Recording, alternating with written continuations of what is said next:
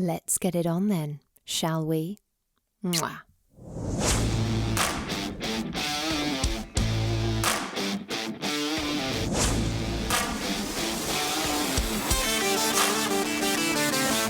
Welcome to Sex on the Peach, your weekly hump day dose of everyone's favourite untalked about topic, sex. Let's get honest, let's get open, let's get comfortable, and let's get in to this week's show. Happy Wednesday, everyone. Time for us to embrace hump day with another conversation about sex. I'm your host Peach, and today we're going to be talking about one of the most common problems within the entire sexual universe, and that is sex in long-term monogamous relationships. Today I will be speaking from a largely researched point of view, whether that's within educational resources or things I've learned from other people, because my longest relationship has only been a little over 3 years. And whilst I think education and information is helpful, nothing speaks louder than lived experiences and hearing things you can personally relate to and resonate with. I'm definitely finding that more people are becoming comfortable coming forward with their stories and the willingness to be open with them, which honestly means the world to me. But I understand this is a tricky subject, as no one would want to feel like they're disrespecting their partner or speaking on their private business. However, if anyone, whether that's alone or in a couple, would feel okay with speaking on this, please do get in touch so that we can follow today's episode up with some lived experiences. I have quite a lot of questions today, which will be the main focus of the episode, but we're going to touch on some of the basics of maintaining a healthy sexual relationship as the years and years and years go by. Let's do it. Here is Long Time Coming.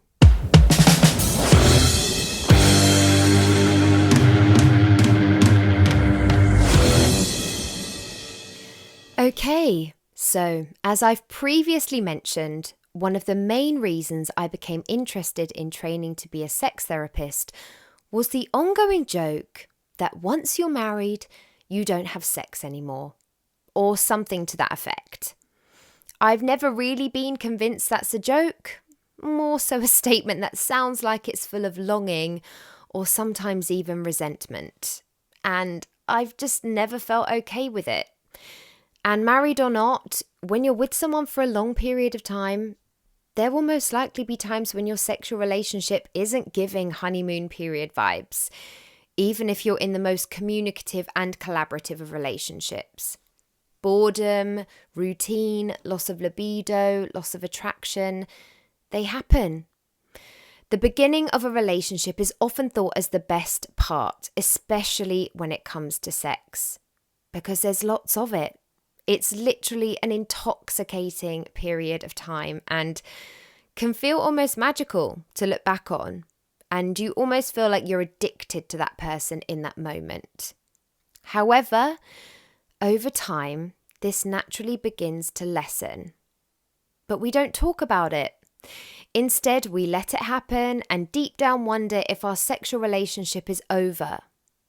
But plot twist, sexual desire can be reignited and you can have an amazing ongoing sexual relationship. Will it be like the first 3 months forever? Probably no, because we don't have the literal dopamine coursing through our veins that we do in that time. But you can cultivate an incredible, intimate sexual space with your partner that you can enjoy for years to come. And it's never too late to start. One of the biggest issues with sex in relationships is we don't take the time at the beginning to be honest with whether the sex feels good because it actually feels good, or if it feels good because we just really like the person. It's also a new and exciting time, and because we aren't taught how to communicate about sex, it means we have this feeling that if we tell this new partner that we're obsessed with, that something they're doing sexually isn't really working for us, that it's going to rock the boat and ruin everything. Whereas really, we should be having these sexual conversations from super early on. If we don't, this is where we risk getting years in and all of a sudden, those couple of small things that weren't adjusted and spoken about at the beginning are now an unsatisfactory sex life that we aren't really participating in anymore. There may still be all the love in the world there. There may be commitment. You may be with the person you consider to be your bestest friend in the whole world. But that doesn't mean the desire is still there. And this is a bit of a vicious circle because desire helps to feed intimacy and connection. And therefore, when this fades, you can end up feeling more like roommates or pals, even when your emotional bond is still really strong.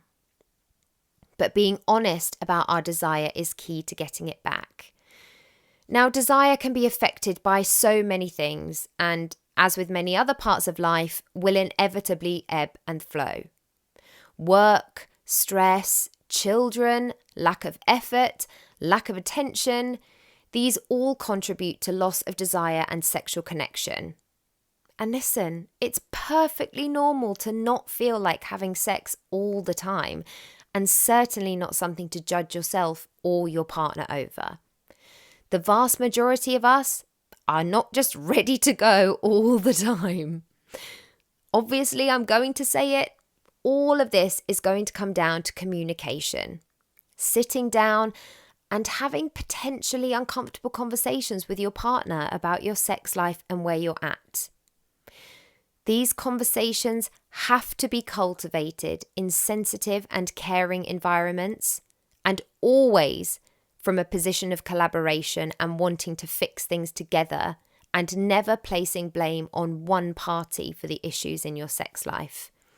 You're a team and should always be approaching these issues as such. As always, it's a collaboration, not a performance. I want to pay a lot of attention to the many questions I've received today, and as this is a topic we're going to discuss so very, very many times as it's such a huge conversation in the sexual space, today I'm just going to give some suggestions for those in long-term relationships who may be needing a bit of a sexual boost. And then I'll get into the questions. To start with, never negate the importance of non-sexual touch. Sometimes focusing on the areas of your partner's body that are typically non-erogenous can be really engaging and exciting, and upping the general day-to-day touching can start to reignite your desire, and also is known to boost general relationship satisfaction. It's a simple way to connect with your partner's body and to just make physical touch a more common part of your day-to-day practice within your relationship. If you want to take an evening to then amp that up, you can even try some mutual massage, where you're allowed to touch every single part of your partner's body except their erogenous zones.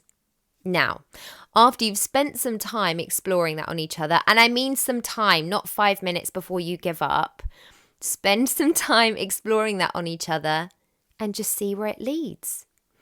You may feel encouraged to take it further. You may end up moving that touch elsewhere. You may end up having some super slippery sex. If you've fallen into a routine of always having sex at one time of the day when you do have it, try switching up the timing. When you're in a long-term monogamous relationship, switching things up and changing the rules is imperative. And it can literally be something as small as this that can make a huge difference. Because as we're with someone for a long time, the novelty of the person can wear off a little bit, so we have to create new novelties. So if you're used to having sex in the evening when you both fall into bed, try a quickie in the morning. Or even a sneaky mid-afternoon session.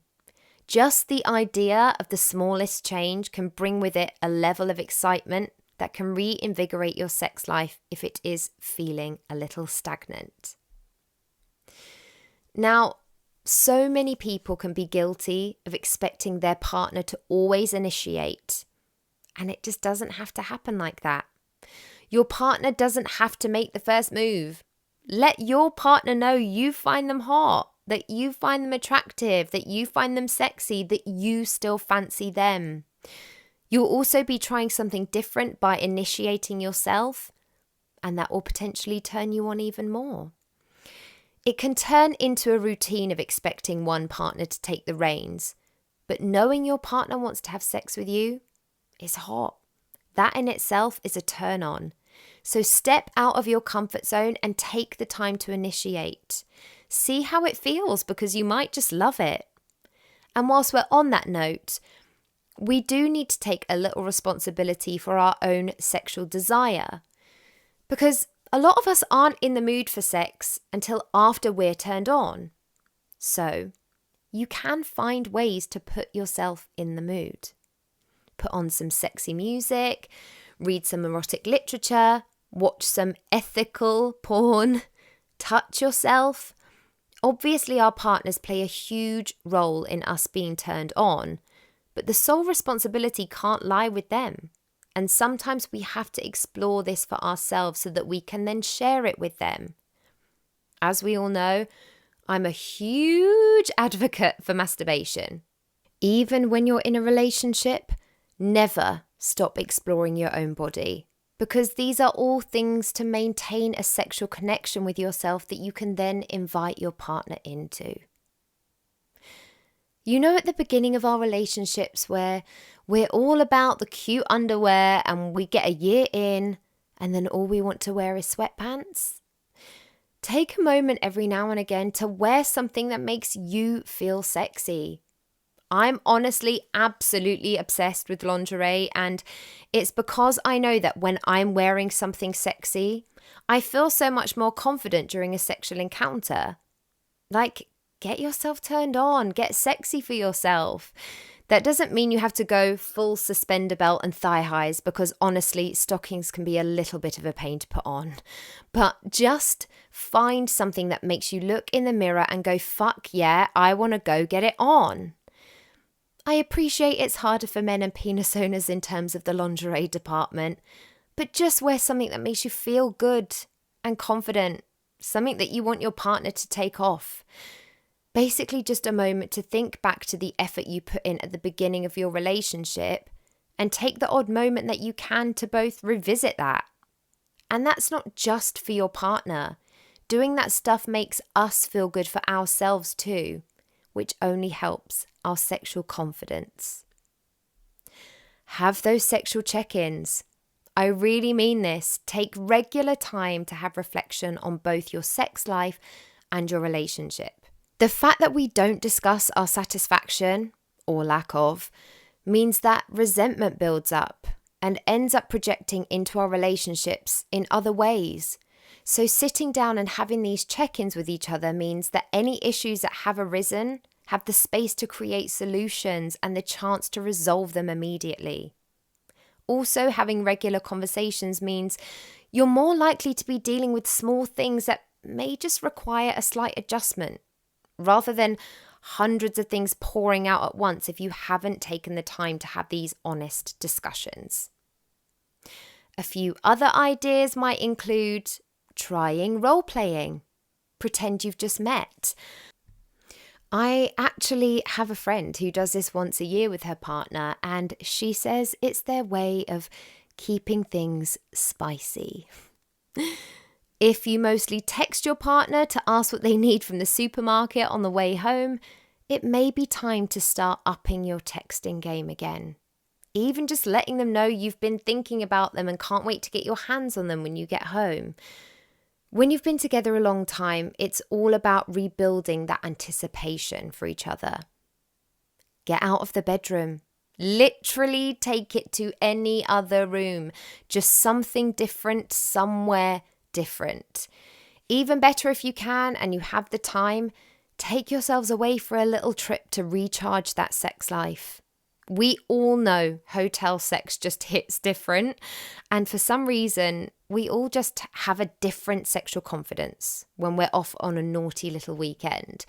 So get away, turn those phones off, and reconnect with each other. At the end of the day, every long-term relationship is different, and the most important thing is that you're finding what works for you, whatever that means. There's no sexual rule book, so whatever idea of that you had, throw it out of the window. Fuck being judged, that is not what we do here. It's time for you to create your own rules with your partner. As long as everything comes from a place of consent, communication, and collaboration, however you forge your sex path forward is all good. I'm going to head into your questions for today, but listen, this is a long topic, and all we've done today is touch on some absolute basics. There's no two ways about it. Sex in long-term monogamous relationships is hard. I will be talking about other relationship structures in another full episode, but monogamy isn't inherently natural. So no one should feel bad or guilty for the struggles anyone in a monogamous relationship will inevitably face. I've got you. There's always a solution and a way through. I promise. We're going to keep working on this. Question number 1. I've never had mind-blowing sex and don't even know where I would start with finding what works, because the idea of most kinks don't appeal. Is there something wrong with me? I'm going to let you in on a little secret. Most people haven't had mind-blowing sex, and that's because the majority of people have absolutely no idea what they actually like, because we are literally never taught about pleasure. Yes, sex should be fun, but it can also be super complicated. And it sounds like you're just not into the sex you've had so far. But it can really take a while to figure out what you desire and what you respond to in the sexual space. I know we're taught otherwise from what we learn in movies, but I promise you, sex isn't automatically mind-blowing the second you start having it. In fact, I would personally describe the first 5 or so years of my sexual experiences as perfectly fine. And that's not in any way a comment on the people I had sex with before then, because it's largely based on the fact that I didn't know my own body and what really felt good. There's nothing wrong with you. You are, as always, in very, very good company. The first place to start a solution is going to be self-exploration. Yes, I'm aggressively into masturbation, and I know it's not as common a practice for a lot of people, but I highly encourage you to explore your own body and what feels good, just to give you a sense of even small sensations that you enjoy. I don't know if you already have a regular masturbation practice, but if you don't, I promise you it will be an amazing thing for you to explore. Get your whole body involved. Find everywhere that feels good to touch. Porn can be a risky space to investigate because there's so many terrible examples of sex within it. But I would maybe encourage some erotic literature or audio porn, as suggested by Kaylee last week, as you may feel like something piques your interest and makes you want to try something new, or even give you ideas for a little sexual bucket list of things you might want to try. They don't have to live in the kink space. You don't have to be interested in kinks. You don't have to enjoy kinks, but you might find that you come across something that you haven't tried that you want to. Also, the self-exploration is going to help so much in terms of being comfortable when you're exploring with a partner. For a lot of people, sex tends to be a bit of a passive thing, like it's something we should be doing all the time, so we'll keep doing it all the time, but aren't actually putting the time and exploration into it that it absolutely deserves. So if you continue actively exploring your body and figuring out what might feel good for you, you'll have that information to hand to go into any new sexual experience with. Next time you are being intimate with a partner or partners, I would also actively encourage you to converse about what felt good for you, what felt good for them. Take the things that did feel good and continue working with those things and exploring them further. Communication is essential, and also you need someone that will listen and that cares, because they'll want to work on those things with you. As I've expressed in a previous episode, it took me a while to have an orgasm through penetrative sex, and when I had partners who wanted to work on that with me, we had some sexual experiences that were really less than sexy whilst we figured it out together. So it's not always going to be hot and heavy whilst we figure out exactly what works for us, but that's okay because it's about the end game. There's a lot of people out there who think about sex, is this it? Because back to the beginning, we aren't taught about pleasure.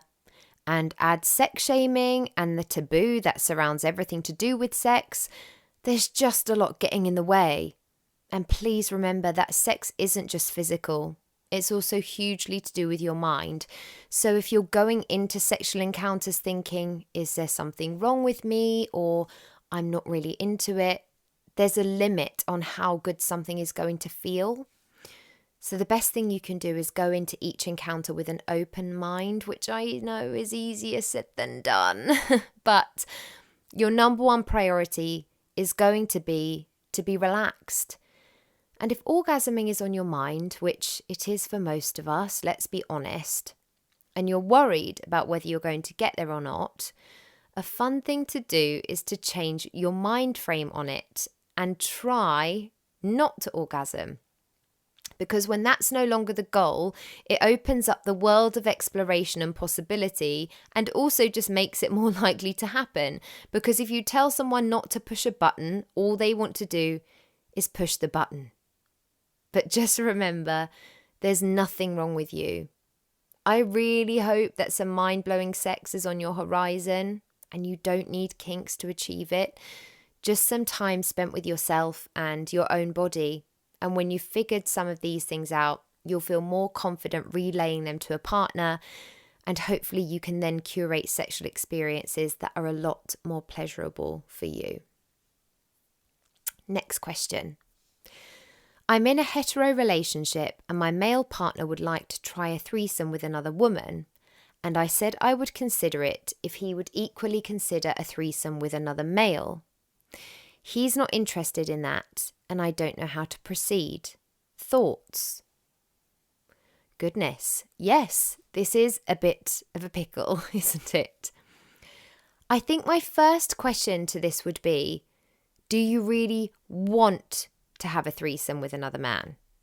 Or is it purely a response to him wanting to have a threesome with another woman so that you feel like you're on an even keel? For a start, I'm glad that you've been able to have open conversations and communicate that this is something that you would both like to do. But if it's going to become a potentially point-scoring situation, it might be something that ends up being better avoided.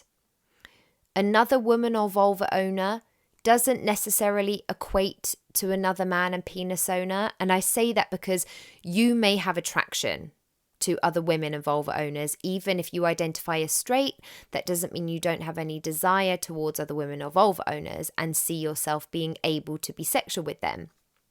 But your partner may have absolutely no desire to have sex with another man and penis owner, and he's valid to feel that way.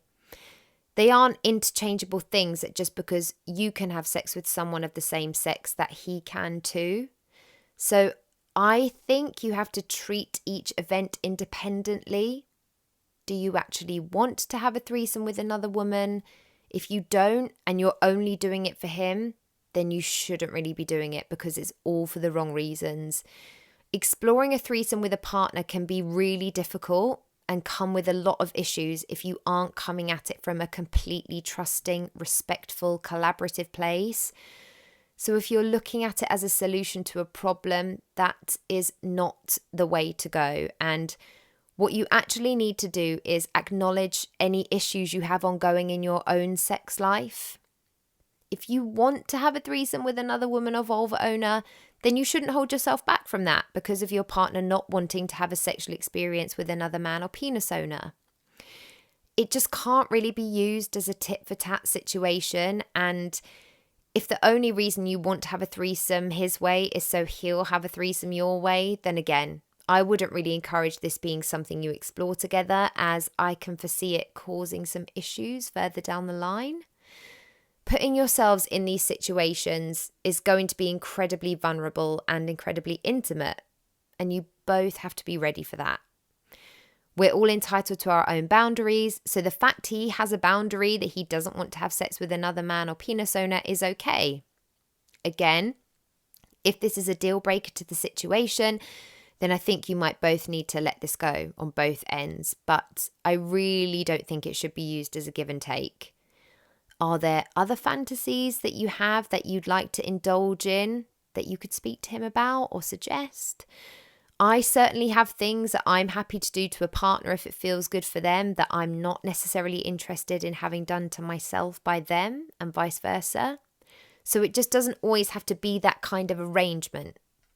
Again, treat each situation as independent entities and be honest with yourself about what you really want.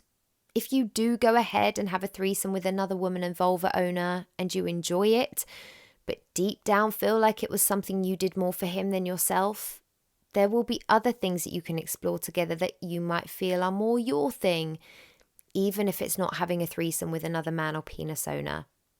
Respect each other's boundaries, as you're both entitled to them.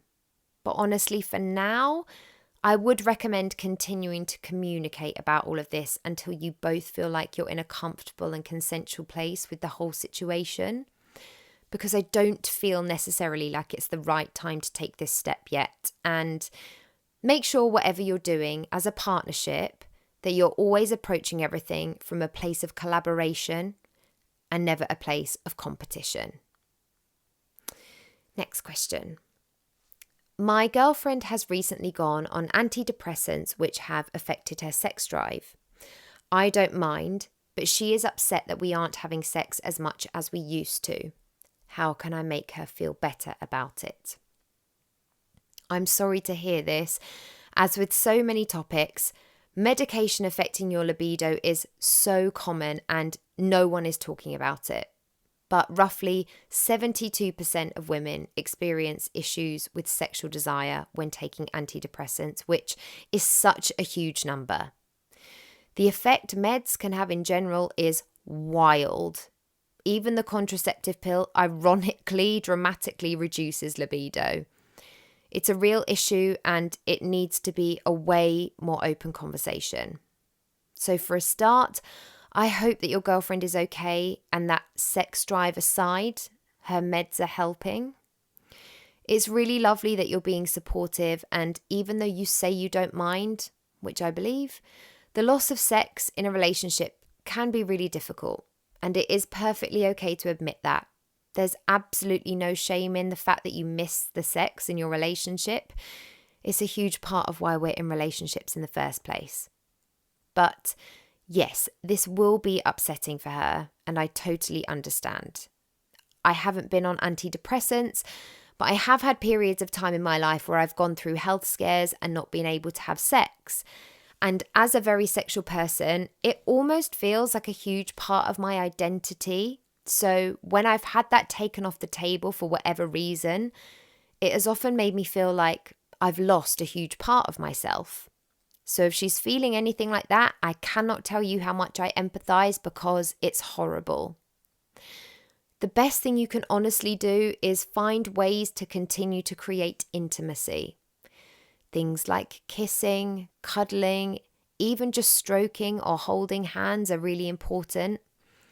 They are anyway, but even more so in times like this. And also physical touch can actually have a huge effect on stress reduction. So it helps in multiple different ways. Try and find other ways to boost her serotonin levels, because that will help with stress and also just make her feel good.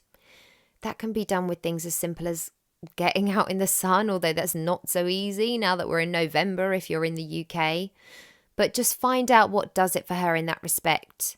For some people that's exercise or even just getting out for a walk. Anything that can help in that respect. Because in turn, that can help your libido. If she's already feeling low, she will absolutely be completely aware and concerned about the fact a loss of sex can put a strain on a relationship. So you're absolutely right to not put pressure on her, as this could completely exacerbate her anxiety. I've researched this a little further as I wanted to see if there were any practical solutions, and I've since found out that there are some suggestions to help minimize these sexual side effects whilst people are on their medication. The first one I read is to look at the time of day you most frequently have sex and tailor the time that she takes her medication to that.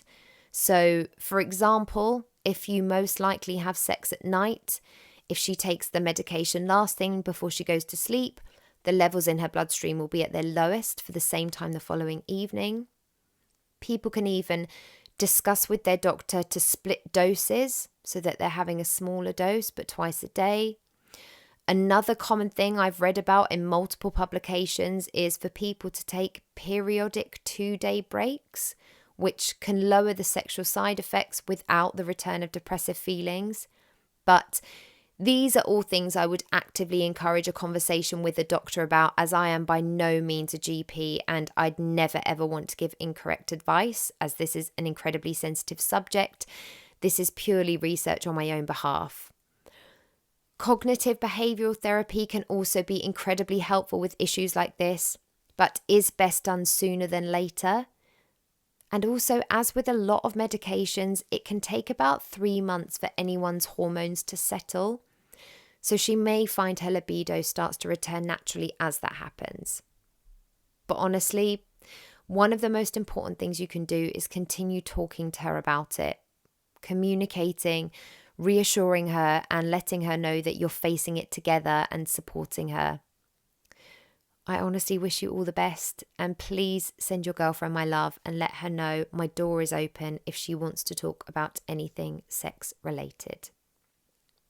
Next up, how do you handle fancying other people when you're in a long-term committed relationship and very happy with your partner?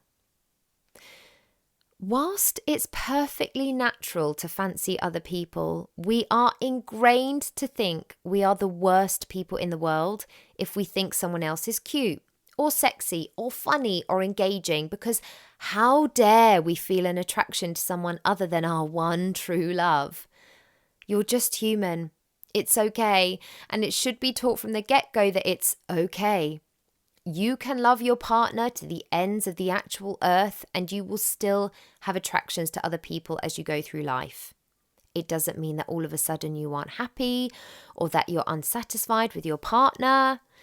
I honestly believe that anyone who says they've never been attracted to someone else whilst in a long-term relationship is probably telling a little bit of a white lie, because it doesn't mean that people act on it. But that seems to be the visceral response to someone feeling this way. Crushes are normal. Just because you're in a relationship doesn't mean you stop noticing every other human ever. It doesn't mean you suddenly become allergic to the beauty in people. And sometimes crushes can't really be controlled. We do, however, have control over our actions. If you're actively trying to spend excessive time with the people you find yourself having a crush on, then that's looking at the start of a bit of a slippery slope. Most crushes will just pass, so it's totally fine to acknowledge them, but you can behave in ways that won't exacerbate them or turn them into anything potentially problematic for your relationship. So just make sure to maintain those boundaries.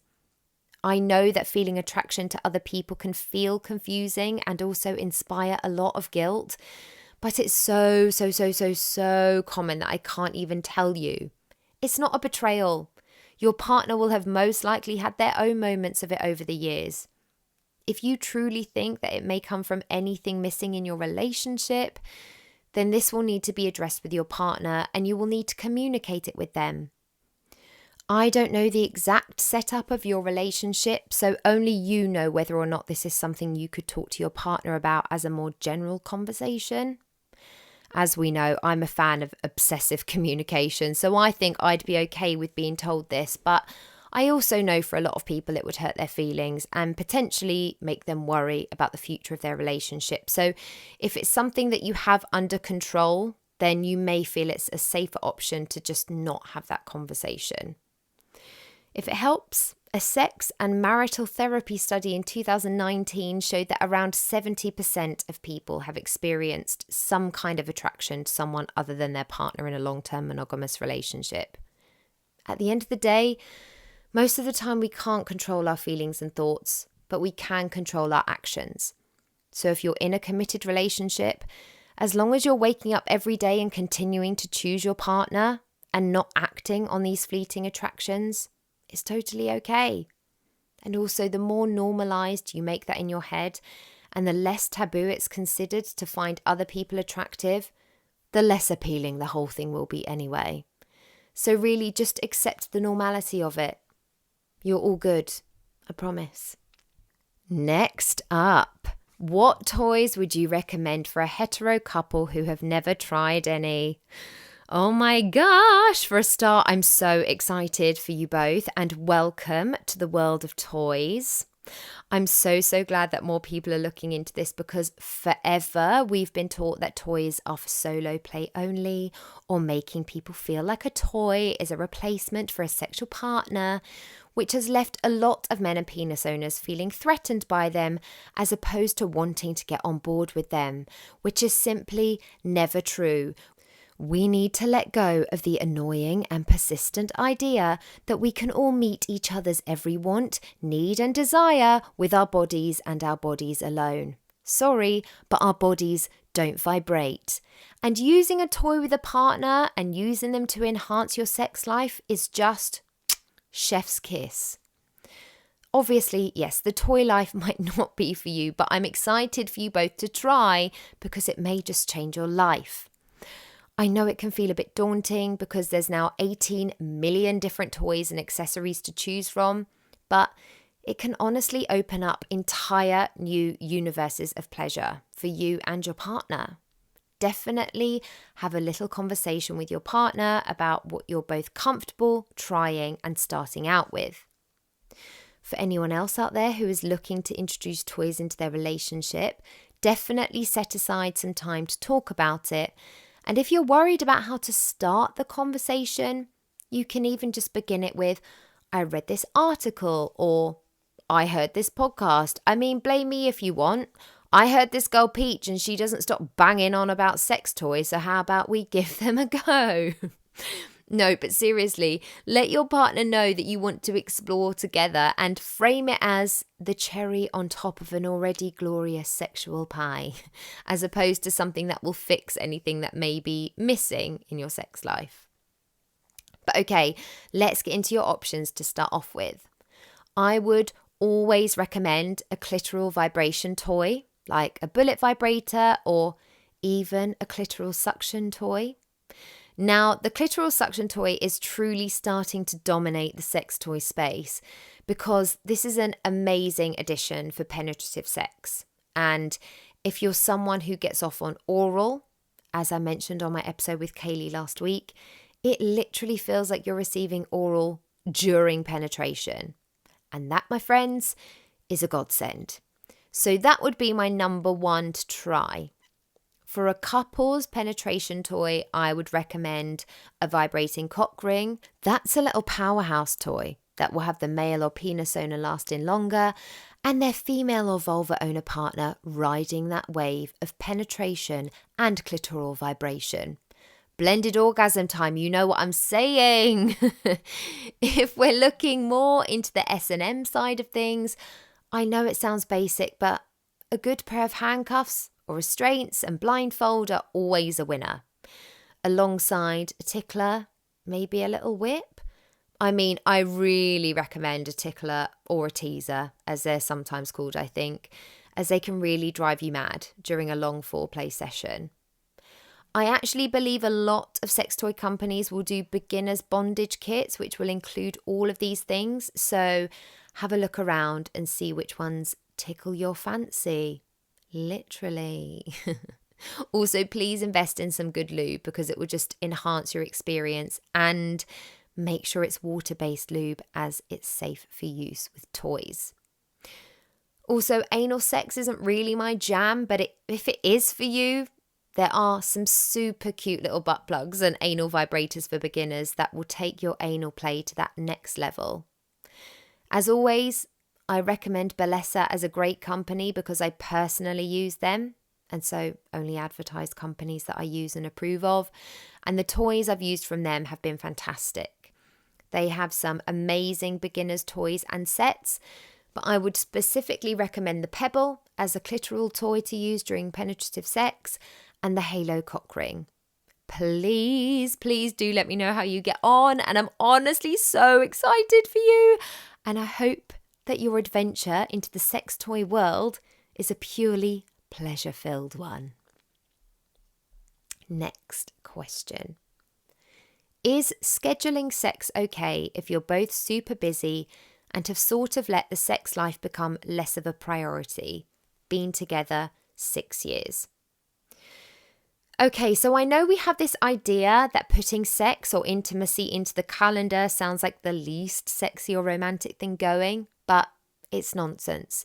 Scheduling sex can honestly be a relationship saver for those with busy lifestyles, children, or those whose hours don't necessarily match up, which is something I see a lot with people in the theatre industry being in relationships with people who work a more standard 9-to-5 schedule. We all have obligations eating up our time, and honestly, we may not make the same time for sex that we did towards the beginning of a relationship. For a start, scheduling sex is a lot more common than you think. So, as per usual, please know that you are not alone in this and that you're in very good company. It's also infinitely better than just not having sex or giving up on sex or ignoring the fact that making spontaneous time for sex might just not really be an option anymore. Finding moments for intimacy and connection is important, and therefore this is a great way to do it. Sometimes when you've been together a long time, the mood doesn't just hit in the same way that it once did. But making sure you've got that time set aside to reconnect with each other can be super fun and even allows you build up time when you're more aware of your sexual calendar. Sex in a long-term relationship deserves dedication and time, and we all need to let go of the myth that it should just happen. Because as time goes by, for a lot of people, it just doesn't work that way. And it's absolutely fine. So let's talk about scheduling sex. Obviously, the very first part is going to be to find a day and time that works for you both, whether it's a specified time or times each week, or whether each week you look at different times. Yes, there are logistics to take into consideration, especially if you're on schedules that make you feel like passing ships, but also think about the times when you know you maybe feel at your most turned on or horny. Some people prefer late night sex. Some people are fans of morning sex. So trying to find times that work for you both in your routine and also in your sexual energy. Yes, that may mean that every now and again one partner is compromising a little more on their favourite time of day, but you can always look to make that a reciprocal thing. And you may even find that you start enjoying sex more at a different time than you thought. Also, make it important. Write it in a calendar, make it cute, make it fun. Give it the same importance as you would everything else that you put into your calendar. It doesn't even have to be that you're scheduling to have intercourse or penetrative sex, because really when we're looking at scheduling sex, we're talking about time for intimacy and connection. So look at the things that make you feel the most connected. Sometimes it's just a steamy makeout session. Sometimes it's time set aside for some foreplay and exploration. Maybe one time it's to talk about and play around with some fantasies you maybe both have. Obviously, all of these things may lead to penetrative sex, but it makes sex feel a little less on command and instead just generates an environment for intercourse to happen if it's right for you both in that moment. A really important part of this is sticking to the schedule. Yes, life happens, but it can create a huge issue if partners, especially if it's more one partner than the other, starts not following through on those sex dates. I can also understand that when people first look at making a sex calendar, it can feel like there's a little pressure. So it might take a few different versions of scheduled sex before you as a couple work out exactly what works for you. And also, any feelings of pressure can definitely be helped by using the anticipation to create excitement and build up. You can put thought into it. You can make that anticipation super spicy. Maybe that's wearing something cute or new for the occasion, trying a new position, even getting some sexting going leading up to it and letting your partner know that you're excited for your sexual time together. It may take a little time and exploration to find your way into scheduled sex, but just don't let the idea that it's boring put you off. It isn't.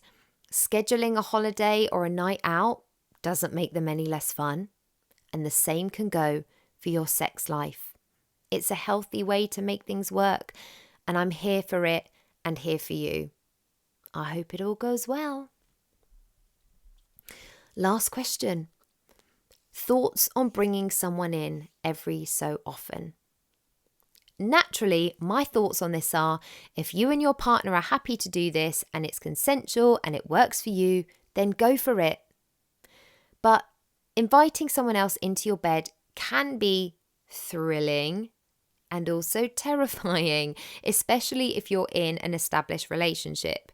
And if you're serious about inviting someone else in, take a moment to figure out why. If it's because there's something missing from your sex life that could be solved by communicating what you want with your partner, rather than looking for outside assistance, I would actively recommend the communication. Because a threesome can absolutely be something fun and amazing to explore with your partner, but it shouldn't really be used as a solution, more as an addition to an already open communicative sex life. If this is something you're looking to bring up with your partner and you haven't already, it's natural for people to think that if their partner wants to bring someone else in, that it might mean that they're not good enough, or that there's someone you're attracted to and you're trying to find a way to have sex with them without being unfaithful. We've been brought up in a monogamous societal structure, so these are the kind of thoughts and questions you should be prepared for if this is a conversation that hasn't happened yet. Make sure to let your partner know that the aim is joint pleasure. It's not something just for yourself. And also make sure they're reassured that you love having sex with them independently so that they feel confident about another person joining. I would definitely recommend that if you're looking for a third person, that you look outside of your circle, because that could leave space for concerns of an attraction that may already been in existence, and also removes the risk of any conflict. So try and find someone who you can both meet from a mutual and neutral standpoint. As always, make sure before you go into this that you set boundaries, align with your partner, and discuss what can and cannot be done during the sexual encounters. That is imperative, as the third person will leave the bedroom, but you will continue on in your relationship. So your partner's feelings are important, and you don't want to, or shouldn't want to, hurt those feelings. It will also be up to you to decide whether you plan to maintain an ongoing situation with the third person or look to have different participants every time you partake in this. But make sure to respect whatever that decision is. And make sure to put some time into aftercare with a threesome in a relationship. Check in with your partner, see how they're doing, discuss what worked, what didn't work, so that if you do decide to make it a regular thing, it can improve each time and just become a fun thing for you both to explore together. But honestly, if it works for you both, that is all that matters. Keep communicating, keep it consensual, and make sure it's always the two of you collaborating.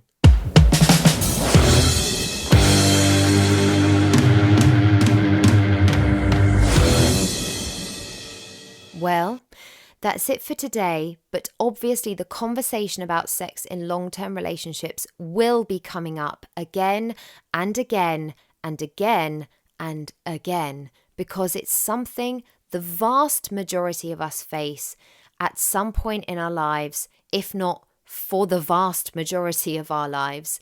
And sex is so important, and finding ways to make that happen forever is hard. But we've got this.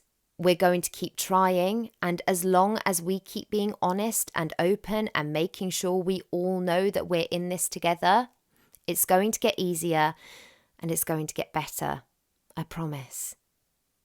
Thank you so much for your questions, and as always, my door is always open for any follow-ups. Until next week, thanks for coming. Thank you for tuning in to Sex on the Peach today, and I hope that you enjoyed this week's episode. You can find and follow me on Instagram, YouTube and TikTok at Sex on the Peach Cast, and you can also get in touch with me at sexonthepeachcast@gmail.com. Please do continue to like, share, subscribe, rate and review wherever you listen to your podcasts, and I'll see you next week. Love, Peach.